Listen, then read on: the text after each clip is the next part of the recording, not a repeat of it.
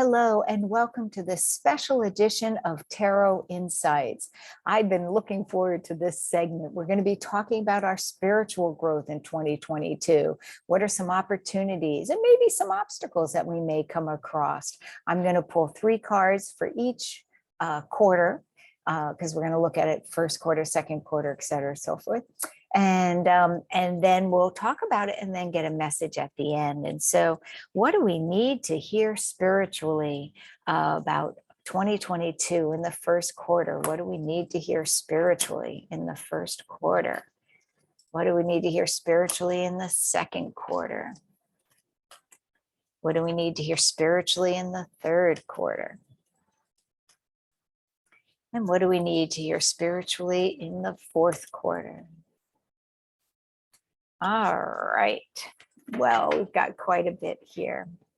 In the first quarter spiritually, I really feel that we need to, or that what I'm getting is that it's important to recognize that changing your location, changing your faith, changing your town, changing your hairdo is not going to change your spiritual mojo, that we grow most when we stay and deal with what is in front of us.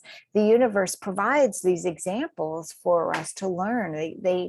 We don't grow when everything's all hunky-dory, And so I think in the first quarter, especially in the beginning, January or into February, I think we're going to be really looking at how can we make the most of where we are. If you're having a hard time emotionally, how do we make the most of that? If we're struggling financially, how do we make the most of that? How do we learn the most? We're talking about spiritually, right?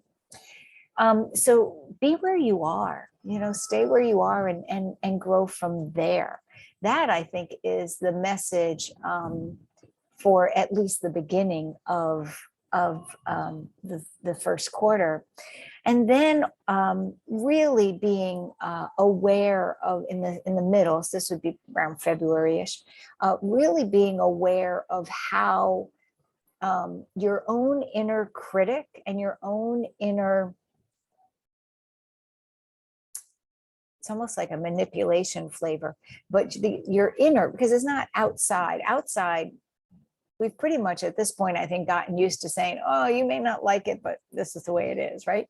But this is inner. Like, how is our inner critic stopping us from experiencing life as it is? As it is, right? And so we get this inner, well, you should be happy. Well, I'm not happy today. Like, how can we learn to be okay with how we are now? What is the inner critic telling us?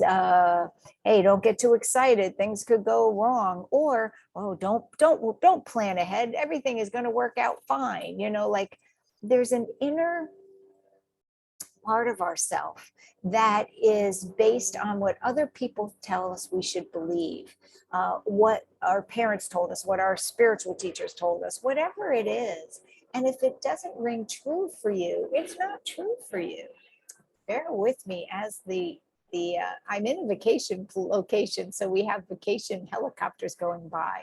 If you haven't been tuning in, I'm at Playa Turquesa in the Dominican Republic in Punta Cana, and that's the beach behind me. That is a real scene behind me, and so you may hear things like helicopters or see people walk by. All right, so back to our spiritual life in the first quarter.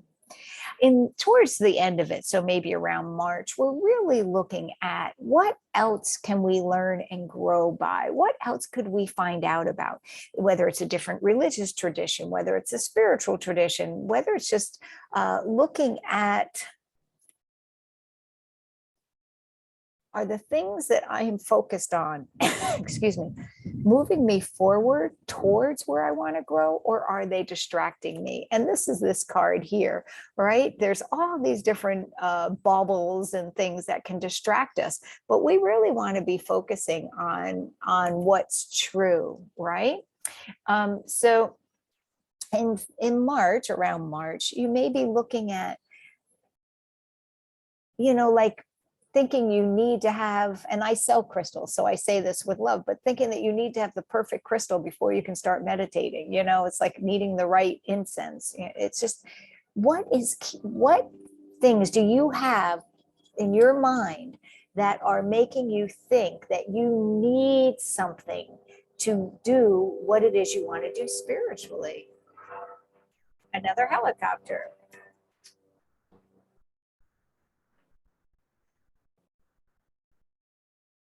You have everything you need within yourself. You are your own sacred space. You are your own sacred temple. And everything that you need to achieve what you want spiritually, you brought into this life with. All right, let's see about the second quarter. In the second quarter, it shows that you're really looking at, am I being honest with myself and honest with others? And so the spiritual lesson or the spiritual opportunity is to be true to yourself and true to your truth in your communication with others.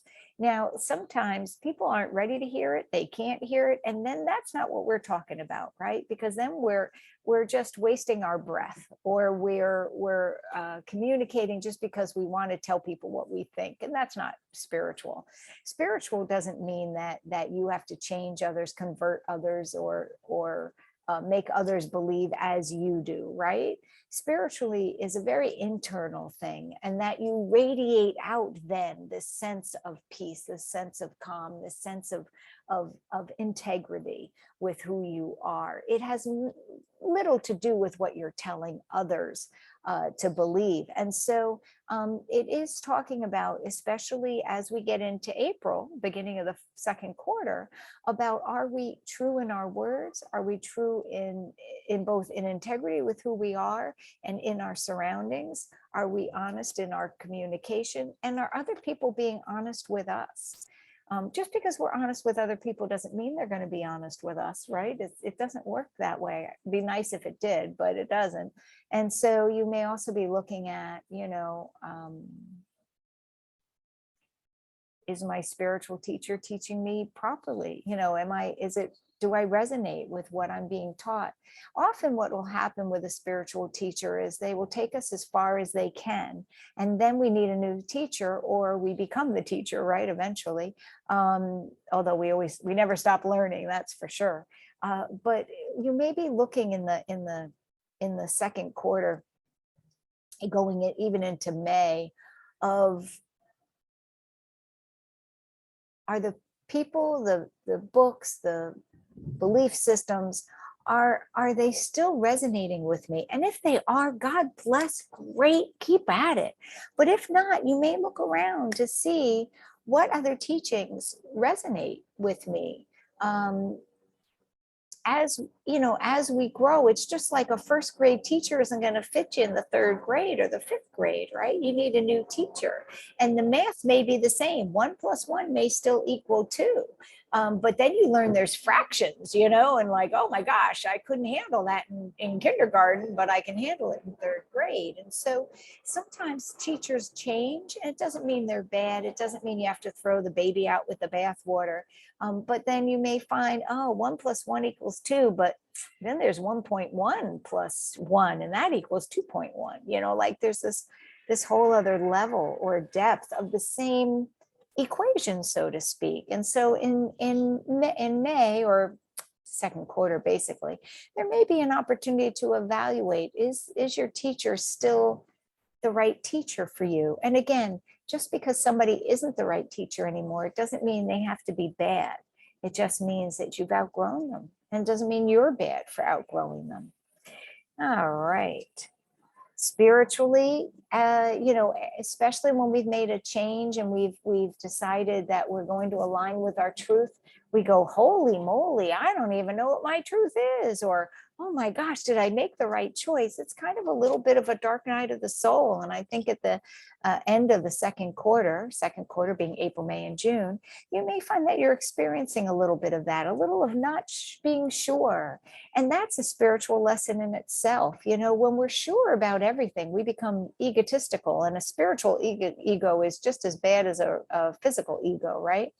I tell people very often the best learning I ever did was when I took this healing class in Charlottesville, Virginia, and I was the worst.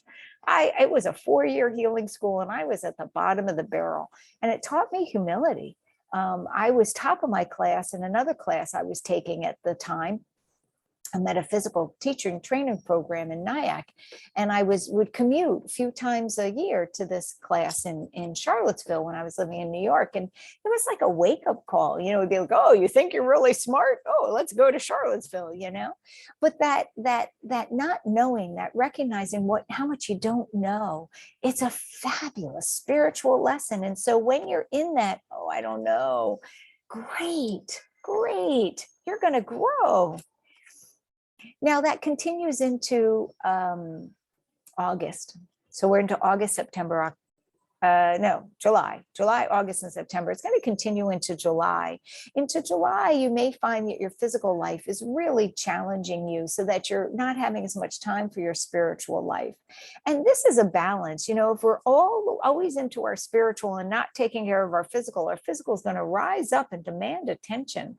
It's the same as if we're always focused on our physical, we're going to have a spiritual crisis, right? To bring us out. And so it shows that especially in July, we're really going to be focusing on, am I taking care of both my physical and my spiritual? You also may find you're not seeing clearly. And so whether it's spiritual or physical, I'd be cautious of making big changes in July, or at least the beginning of the third quarter. But after this, it's like the clearing after the dark night of the soul. It shows that, especially as you get into August, there's a sense of spiritual community, spiritual awakening, spiritual love, and very interesting dream time. I feel it's around August, but in the third quarter. The more that you can tune into your dreams at that time, I think the better. I think the more you're going to find that you can grow. But it shows a wonderful connection to like-minded people. And you may also find that there could be a spur in romance at that time, but it would have a spiritual flair to it. Doesn't mean it's going to last forever, just shows it's a nice, and it may not be romantic. It could just be that you meet a really good friend.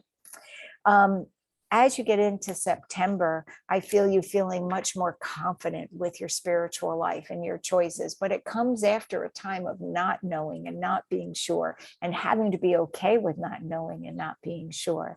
And so September brings us into this place of feeling quite self-confident, feeling quite comfortable with your spiritual choices and your spiritual place in the world. And that, I feel, makes you recognize that you need more downtime in your life to practice your spiritual. And so as you go into October, it shows you kind of hanging up a lot of other outside activities and spending more time within. It's a very inward time. And I think by the time you hit November, you hit some really big aha moments. This is a fabulous spiritual year, 2022. You have some very big aha moments. And I think that it's almost like being born again, so to speak. You know, you have a renewed sense of spiritual life. And I feel a very comfortable connection within your inner marriage, right? We have the sacred marriage, which is the marriage between our intellect and our intuition, our masculine side and our feminine side. And it's showing a spiritual marriage by the time we get to the end of the third quarter. And so I feel like this is a year unlike others, where you're really going to find opportunities and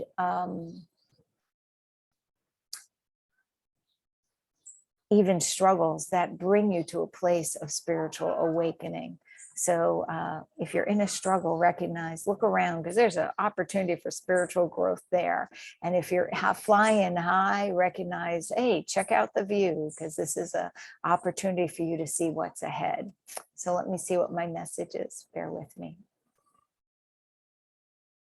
You are not alone in this journey. You have your guides, your adepts, your angels. They're all rooting for you. They're not the lady with the cigarette being really tired. They are integrated with you. They are with you at all times. You can't outrun them because they are within as well as without. Your guides are there to help you and assist you, support you, and yes, even sometimes carry you. So when you're feeling like things are really tough, don't be afraid to, whether it's pray or meditate or set your intention, whatever works for you, and ask those guides to help you to see opportunities more clearly, to see answers more clearly. Don't be afraid to ask. They're just there for you. All right. Well, listen, we will see you tomorrow. We are talking about finances, both personal and kind of global. And that will be Friday. So thank you so much for joining me, and we'll see you tomorrow. Bye-bye.